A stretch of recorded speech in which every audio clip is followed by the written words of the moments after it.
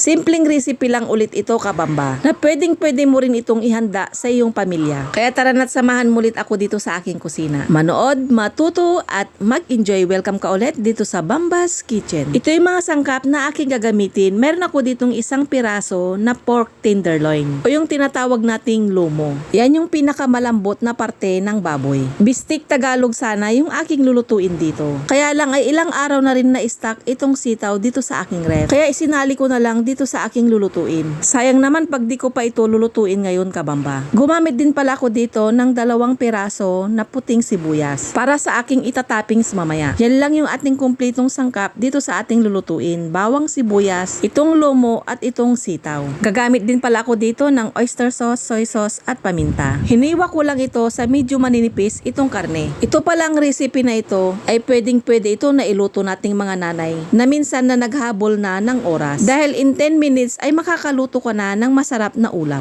Pagkatapos ko naman na prepare yung mga sangkap na aking gagamitin ay inimpisahan ko na agad magluto. Naglagay lang ako ng mantika dito sa aking wok dahil igigisa ko yung ating bawang at sibuyas. Pagkagisa ko naman dito ay ilalagay ko na yung aking hiniwa na karne ng baboy. Itong lomo pala, kabamba, ay isa yan sa pinaka gusto kong bilhin na parte ng karne ng baboy. Dahil nga ito ay malambot at isa pa ay puro laman ito. Kaya masarap talaga ito iluto sa bistik Tagalog. At maraming klase ng gulay ang pwede nating ilahok dito. Tulad na lang ng zucchini, chicharo, broccoli o kaya cauliflower ay pwede rin. Baguio beans at marami pang iba. At nung nag-iba na ang kulay nitong karne ay naglagay na ako dito ng paminta. After nito ay naglagay na rin ako dito ng oyster sauce. Isang maliit na pakete lang yung aking nilagay dito dahil lalagyan ko naman ito ng soy sauce. Tansyahan lang ulit yung paglagay ko dito ng soy sauce, kabamba. Kaya tansyahin nyo na rin pag kayo ang nagluto dahil depende naman kung gaano karami yung ating lulutuin. Para ma-achieve naman yung masarap na timpla ng ating niluluto ay syempre huwag nyong kalimutang tikman ito para may adjust nyo yung lasa. Hindi ko pala nasabi kanina na kakailanganin din natin dito ng lemon. Kung wala naman kayong lemon ay pwedeng-pwede naman dito yung kalamansi. Ako ay parehas namang may kalamansi kami at itong lemon. Kaya lang itong lemon ay medyo matagal na rin ito dito sa aking ref. Kaya ito na lang muna yung aking gagamitin.